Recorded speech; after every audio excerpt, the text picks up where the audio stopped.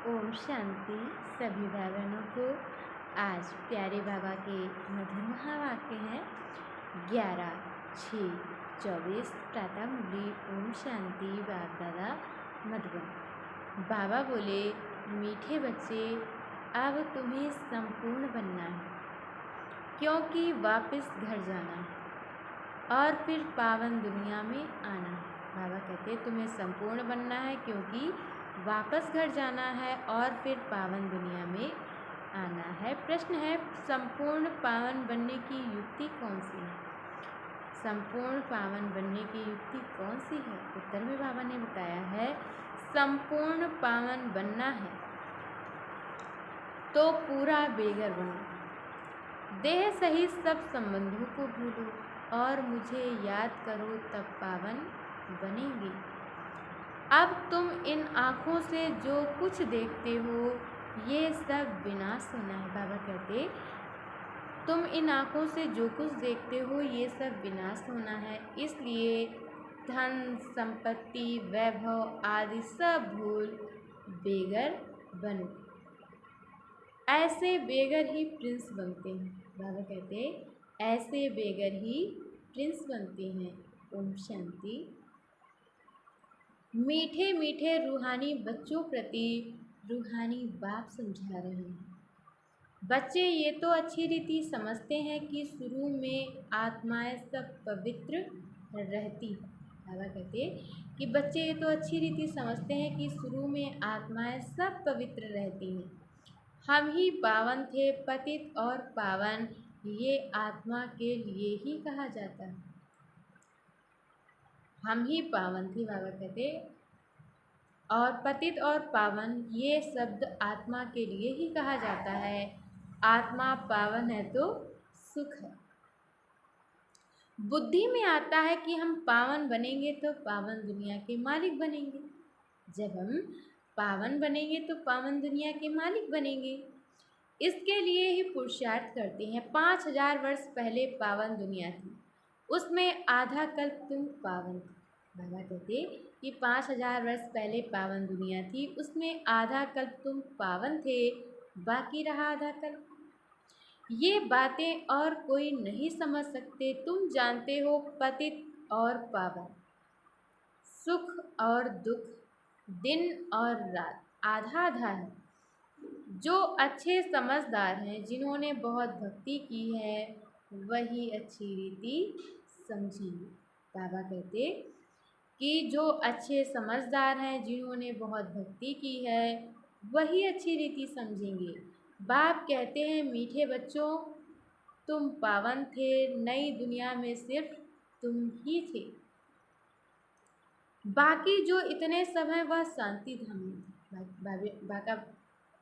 बाबा कहते कि बाकी जो इतने सब हैं वह सब शांति धाम में थे। पहले पहले हम पावन थे और बहुत थोड़े थे। फिर नंबरवार मनुष्य सृष्टि वृद्धि को पाती है। बाबा कहते फिर नंबरवार मनुष्य सृष्टि वृद्धि को पाती है। अब तुम मीठे बच्चों को कौन समझा रहे हैं? अब तुम मीठे बच्चों को कौन समझा रहे हैं? बाप। आत्माओं को परमात्मा बाप समझाते हैं। इसको कहा जाता है संगम। इसको ही कुंभ कहा जाता है। मनुष्य इस संगम युग को भूल गए।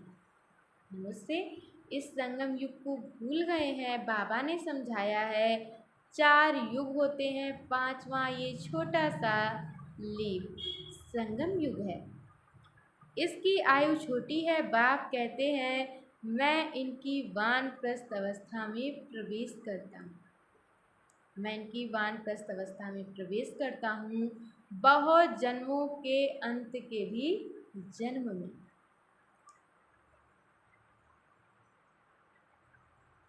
बच्चों को ये खातिरी है ना, बाप ने इनमें प्रवेश किया है, इनकी भी बायोग्राफी सुनाई है। बाप कहते हैं, मैं आत्माओं से ही बात करता हूँ। बाबा कहते कि मैं आत्माओं से ही बात करता हूँ। आत्मा और शरीर दोनों का इकट्ठा पार्ट होता है, इनको कहा जाता है जीव आत्मा। पवित्र जीव आत्मा और अपवित्र जीव आत्मा। तुम बच्चों की बुद्धि में है कि सतयुग में बहुत थोड़ी देवी देवता होते हैं, फिर अपने लिए भी कहेंगे हम जीवात्मा जो सतयुग में पावन थी वह फिर 84 जन्मों के बाद पतित बनी है।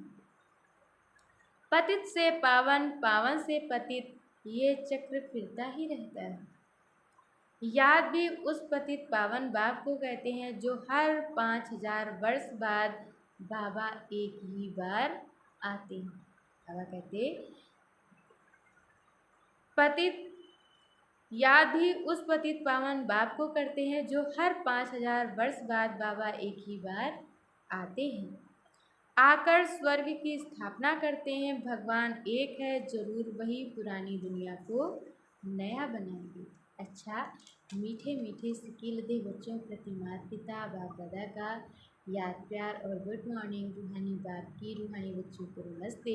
हम रूहानी बच्चों की तरफ से रूहानी माता पिता बाप दादा को याद प्यार नमस्ते, ओम शांति, गुड मॉर्निंग। शुक्रिया बाबा, शुक्रिया। और आज बाबा ने मुरली में धारण करने के लिए मुख्य सार दिया है। पहला पॉइंट, अब नाटक पूरा हो रहा है, हमें वापस जाना है, इसलिए आत्मा को बाप की याद से सतो प्रधान पावन जरूर बनाना है। बाप समान ज्ञान का सागर, शांति का सागर अभी ही बनना है। और दूसरे पॉइंट में बाबा ने बताया है इस देह से भी पूरा बेगर बनने के लिए, इस देह से भी पूरा बेगर बनने के लिए बुद्धि में रहे कि इन आँखों से जो कुछ भी देखते हैं ये सब खत्म हो जाना है। हमें बेगर से प्रिंस बनना है। हमारी पढ़ाई है ही नई दुनिया के लिए। और आज बाबा ने वरदान दिया है चमत्कार दिखाने के बजाय अविनाशी भाग्य का चमकता हुआ सितारा बनाने वाले सिद्धि स्वरूप हैं। आजकल जो अल्पकाल की सिद्धि वाले हैं वह लास्ट में ऊपर से आने के कारण, बाबा कहते वह लास्ट में ऊपर से आने के कारण सतो प्रधान स्टेज के प्रमाण पवित्रता के फल स्वरूप अल्पकाल के चमत्कार दिखाते हैं, लेकिन वह सिद्धि सदाकाल नहीं रहती। बाबा कहते वह जो सिद्धि है वह सदाकाल नहीं रहती, क्योंकि थोड़े समय में ही सतो रजो तमो तीनों स्टेजेस में पास करते हैं। आप पवित्र आत्माएं सदा सिद्धि स्वरूप हैं, चमत्कार दिखाने के बजाय। बाबा कहते कि चमत्कार दिखाने के बजाय चमकती हुई ज्योति स्वरूप बनाने वाले, अविनाशी भाग्य का चमकता हुआ सितारा बनाने वाले हैं। इसलिए सब आपके पास ही अंजलि लेने आएंगे। बाबा कहते अविनाशी भाग्य का चमकता हुआ सितारा बनाने वाले हैं, इसलिए सब आपके पास ही अंजलि लेने आएंगे। और आज की मुरली के स्लोगन में बाबा ने बताया है बेहद की वैराग्य वृत्ति का वायुमंडल हो तो सहयोगी सहजयोगी बन जाएंगे। अच्छा, ओम शांति।